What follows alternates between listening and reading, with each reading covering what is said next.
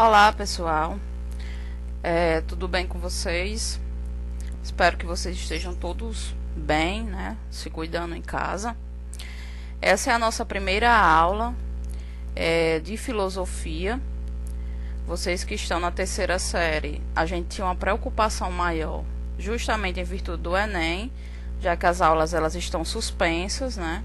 Eu entendo que vocês devem estar estudando em casa, né, em cursinho, se preparando, mas a aula ela é fundamental. Por isso é importante que vocês mantenham os estudos em casa, mantenham os estudos no cursinho e que também acompanhem as aulas, façam as tarefas tudo direitinho, certo? Antes de iniciarmos, de fato, eu quero primeiro explicar um pouco como vai ser a nossa aula, né? Como vai ser a nossa dinâmica, digamos assim. Como vocês estão na terceira série, a gente já tinha até falado sobre isso nas aulas, na única aula, né, que a gente teve presencial. Nós vamos trabalhar unicamente com o Enem, né? Nós vamos trabalhar nessa perspectiva, né? O Enem vai ser só o ano que vem, mas é um tempo curto e ao mesmo tempo uma situação, digamos assim, atípica, né? Nós nunca vivenciamos isso, né? Não presencialmente, historicamente já tivemos, mas presencialmente não. Então, é uma forma da gente contornar essa situação e superar.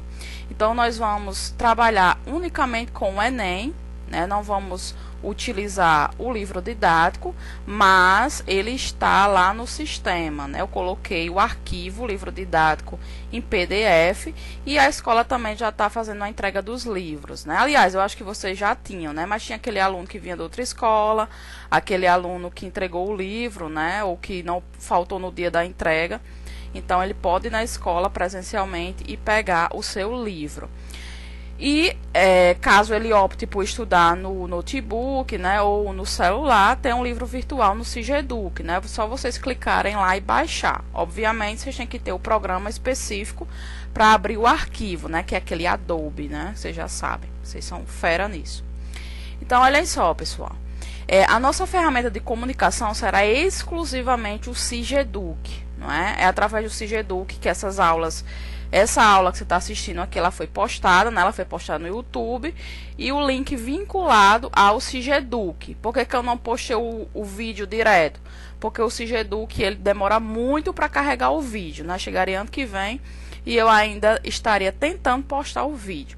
Então, é mais prático colocar o link lá no YouTube, né? Colocar o vídeo no YouTube e apenas o link. Quando vocês clicam, abre a janela, né? Vocês devem estar vivenciando isso neste momento. E assistir a aula, certo? É importante que vocês já assistam a aula com bastante atenção. Não fiquem, tipo, deitado, né? Perdendo a concentração, falando com outros colegas, né? No WhatsApp e tal.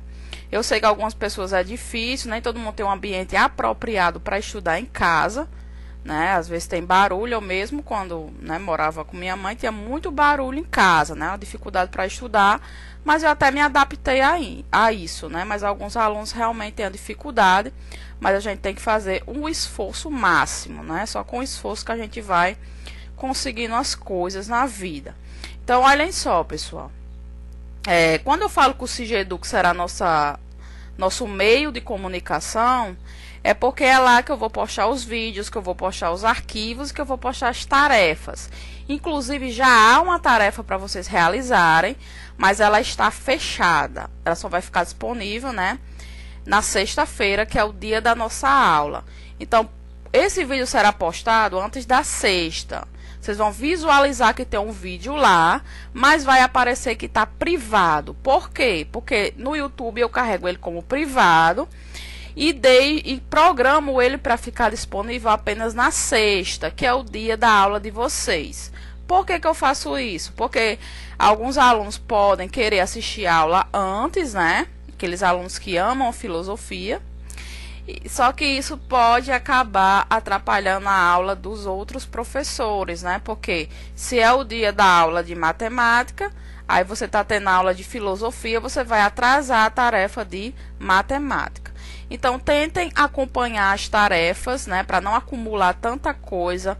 Tentem assistir às aulas. Eu sei que alguns de vocês trabalham, têm os afazeres de casa, mas deixe aquele tempo que você deixaria no momento de ir para a escola. Faz de conta que você está na escola e aí você vai deixar aquele tempo para você estudar. Nossos vídeos não serão longos, né? Serão entre 15 a 20 minutos e nós vamos trabalhar exclusivamente com questões que relatem assuntos do Enem.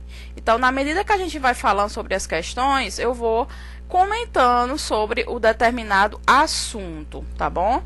Então, essa vai ser a dinâmica. Lá no Cigedu que tem a tarefa, como eu já falei, e questões de marcar, né, como vocês falam. Só que, além de marcar, você vai ter que justificar por que aquela alternativa é a correta. Ah, para que essa besteira, Liene? Porque muitos alunos podem simplesmente pegar a resposta com o colega. Não que vocês vão fazer isso, que eu sei que você não faz isso, né? Mas pode ser que alguém faça. Então, é importante que vocês justifiquem, né? E eu até coloquei lá. Não vale dizer que essa é a certa porque as outras estão erradas, né? Uma justificativa válida no sentido lógico, mas não no sentido objetivo, que é o que eu quero retirar de vocês, né? Eu quero que vocês estudem, que vocês pensem.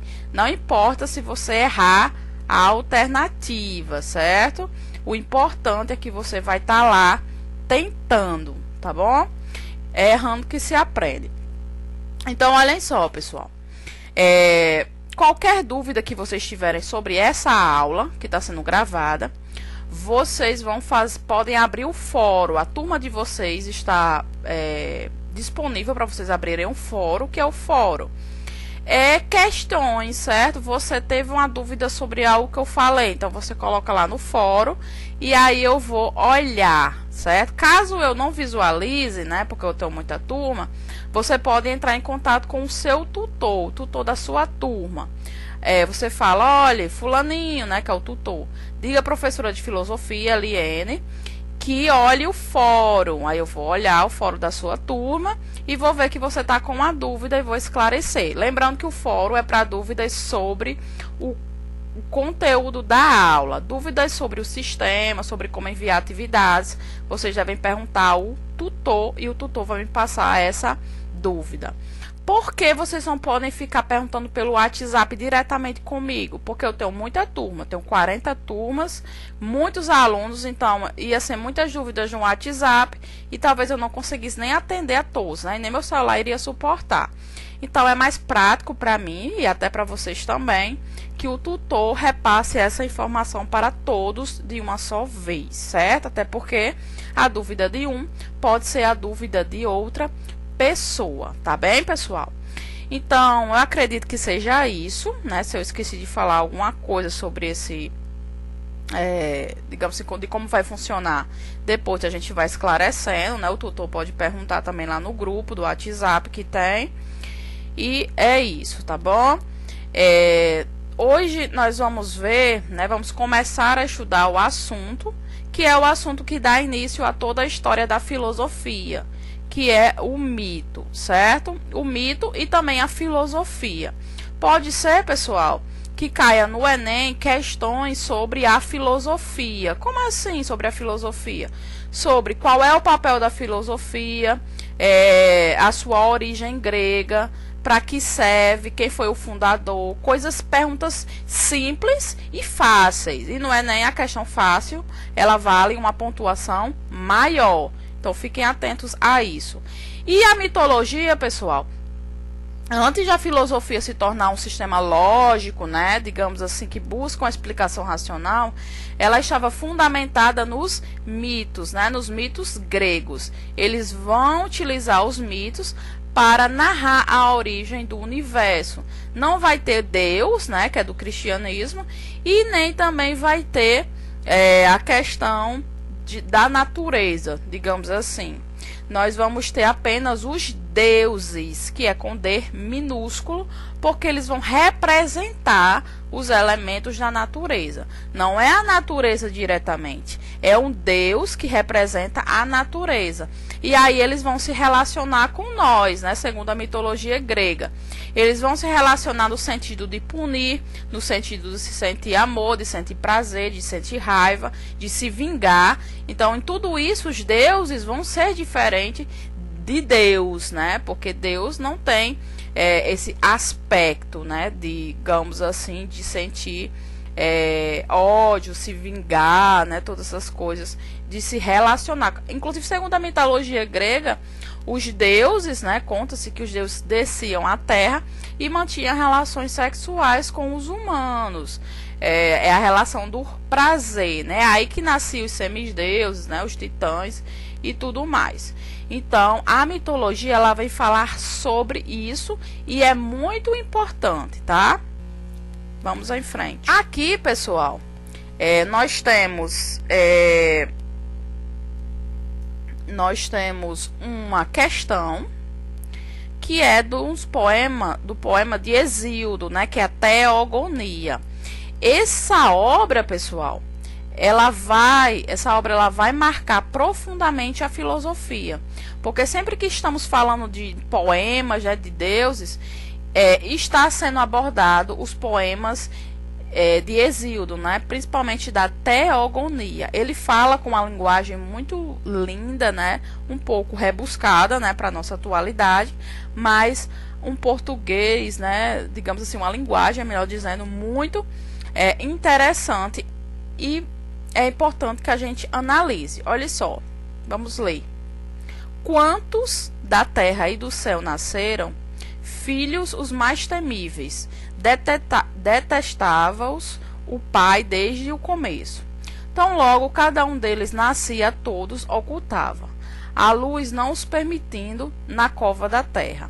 Alegrava-se na maligna obra o céu, por dentro gemia a terra prodigiosa atulhada, e urdiu dolosa e maligna arte. Rápida criou o gênero do grisalho aço, forjou grande podão e indicou aos filhos. Disse com ousadia, ofendida no coração: filhos meus e do pai estólido, se quiserdes ter-me fé, puniremos o maligno traje de vosso pai, pois ele tramou antes obras indignas. Assim falou, e a todos reteve o terror. Ninguém vozeou.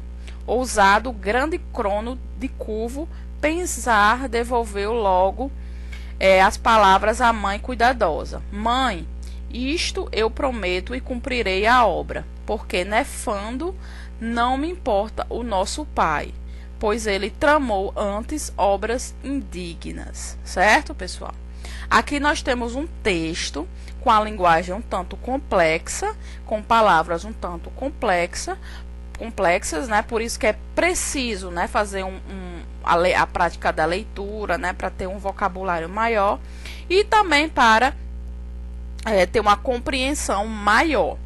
No Google, né, se você colocar Teogonia, vai aparecer o livro em PDF, né? Caso alguém tenha interesse em ler, né, só é colocar Teogonia que aparece. Inclusive eu tenho, mas é facinho de encontrar. Caso alguém queira, fala com o tutor que eu disponibilizo no grupo dos tutores e eles repassam para vocês. A questão diz o seguinte, pessoal. O poema de Hesíodo ajudava-nos a evocar certa função comumente atribuída aos mitos da Grécia clássica, a saber, a busca estética pela harmonia e pelo belo, o elogio da vingança como virtude dos guerreiros, o caráter moral, exemplar e pedagógico dos mitos, o despertar da postura socrática nos cidadãos da polis, ou o desenvolvimento da autonomia das crianças diante do caráter dogmático do ensino. Olhem só, pessoal, essa é uma questão interpretativa. Você lê o poema, né, de Hesíodo e você tem que responder a questão. A resposta está aqui. É uma questão interpretativa. Se você observar quando ele está falando aqui, né, da Serra, os mais temíveis, tal, ele vai falar sobre uma questão mais de educação, certo? Um caráter que, ó, pedagógico, certo? Ele está tentando ensinar e ao mesmo tempo ele está relacionando isso com a moralidade. Quando ele começa, digamos assim, falando sobre as questões de cumprir, né, a questão de punir, certo? Então ele não fala de estética. Essa daqui poderia até confundir, né, de vingança, né, quando ele está falando essa parte aqui, ó. Filhos meus, se quiser, puniremos o maligno. Parece uma questão de uma vingança, só que ele fala o elogio da vingança como virtude dos guerreiros, né? Ninguém está falando de guerreiro aqui, nada do tipo. Então, não cabe essa alternativa, certo? E as outras, elas são excludentes, né? Postura socrática, Sócrates, ele vai vir após os mitos, por isso que é importante vocês entenderem a cronologia da filosofia, que começa com a mitologia, pré-socráticos, e depois é a era socrática, né? E por aí vai. Então, Sócrates é após, então essa alternativa D cai fora. E o desenvolvimento da autonomia das crianças diante do caráter dogmático do ensino. Poderia até ser, só que aqui ele fala em autonomia e crianças, o que não cabe tanto a esse poema, certo?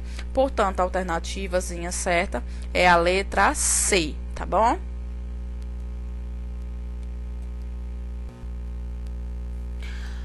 Outra questão, pessoal, é falar de Lacan. Olha só que massa. Nós já estamos aqui com um tempinho avançado, né? O tempo passa muito rápido. Mas essa questão de Lacan eu vou deixar porque ela vai ser a ponte para a gente discutir o nosso assunto da próxima aula, certo? Que é o que? A questão dos mitos dentro da psicologia. Como assim? Os mitos, pessoal, ele é algo que foi da era, né, a era clássica, digamos assim, a era anterior à clássica, que antecedeu a pré-socrática. Só que o mito, ele também está presente na nossa era contemporânea. Ela é estudada pela psicologia, como, por exemplo, o mito de Édipo, que está altamente ligado à questão da divisão sexual que Freud aponta em seu estudo psicológico, que é o que a gente vai ver na próxima aula. Mas antes vamos falar aqui de Lacan, né, que também faz parte dessa questão, desse campo psicológico, certo? Lacan, ele também vem fazer esses estudos a partir da mitologia, assim como também fez Freud. Então a questão diz o seguinte: o mito é o que confere uma fórmula discursiva a alguma coisa que não pode ser transmitida na definição da verdade, pois a definição da verdade não pode apoiar-se senão sobre si mesmo, e que é na medida em que a fala progride que ela a constitui. A fala não pode apreender-se a si mesma sem apreender o movimento de acesso à verdade como uma verdade objetiva. Ela pode exprimi-la, e isto de uma maneira mítica, né? Aqui Lacan está falando sobre a questão do mito, né, relacionado à questão, né, digamos assim, do papel filosófico. Aí a pergunta diz: utilizando-se da leitura do texto de Lacan, qual foi o papel alternativo desempenhado pelo mito quando reproduzido no texto filosófico? Utilizando-se da leitura do texto de Lacan, qual foi o papel alternativo desempenhado pelo mito quando reproduzido no texto filosófico? A. O mito comunica o que pode ser revelado pela discussão racional. A distinção entre mito e logos é de ordem puramente estilística. Quando a filosofia se vale do mito, é com o intuito de embelezar a rigidez da dialética. Será que a filosofia só usa o mito para tornar um negócio bonito? É isso que está dizendo. B. Quando a filosofia chega a um impasse, o mito serve de recurso que se propõe a dar conta das verdades mais originais e inacessíveis. O mito, como verdade indemonstrável, impede que a discussão permaneça insolúvel. C. O mito está fundado no raciocínio lógico, Suas razões dentro da tradição grega estão ligadas ao surgimento da física e ao seu desenvolvimento tardio ao longo do século XIX.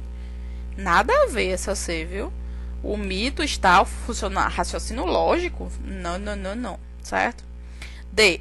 Tanto nesse tipo de filosofia quanto na estrutura neurótica, o mito exprime verdades que são demonstradas por meio dos métodos consagrados pela ciência clássica. Aqui, pessoal, Lacan está falando justamente da neurose, né? Que era uma doença, né? Que até hoje ainda tem, né? A questão da neurose.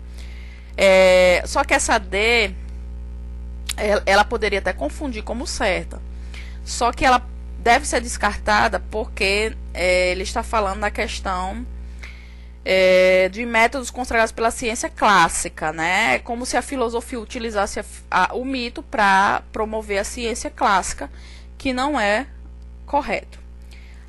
O mito assume o papel de apresentar o erro, a falsidade, a aparência, a ausência de rigor científico.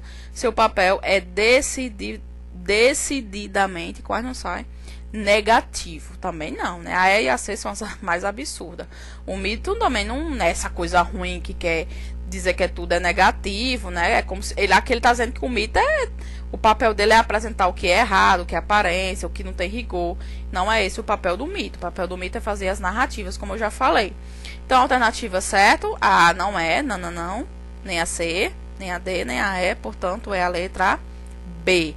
Se propõe a dar conta das verdades mais originais e inacessíveis. É como se o mito ele utilizasse, digamos assim, é como se a filosofia, melhor dizendo, utilizasse o mito para tentar entrar dentro do sujeito, tá bom, pessoal? A gente meio que já estourou o tempo um pouquinho, mas é porque teve aquela explicação inicial. Assistam toda a aula, porque todo o conteúdo é importante. Façam as tarefas, não acumulem para não ficarem sobrecarregados. E na próxima aula nós vamos falar como o mito está relacionado dentro da psicologia, que aí a gente vai abordar, por exemplo, Freud, tá bom? Aqui, pessoal, em diante, nós temos ainda outras questões, certo? Nós temos essa questãozinha aqui, que ele vai falar sobre o surgimento da filosofia. Cresce filosofia, para que serve a filosofia? E aqui nós também temos uma tirinha de Laerte, né, falando também sobre a importância do papel da filosofia. Como nós já estouramos um pouquinho o tempo, eu vou deixar essas duas questões para vocês responderem e depois vocês me dão um feedback lá no fórum, certo? Qual é a alternativa correta dessas duas últimas questões, certo, pessoal? É isso, se cuidem, né? Se cuidem, tomem todos os cuidados, só saia de casa se for necessário, use máscara, álcool em gel, proteja as pessoas que vocês amam, né? E quem vocês não amam também, proteja. E é isso, pessoal. Qualquer dúvida, pergunta no fórum, responda também qual a alternativa correta e também pode contatar o tutor da sua sala, que com certeza ele também vai passar a sua dúvida e eu vou esclarecer, tá bom? Um abraço e se cuidem.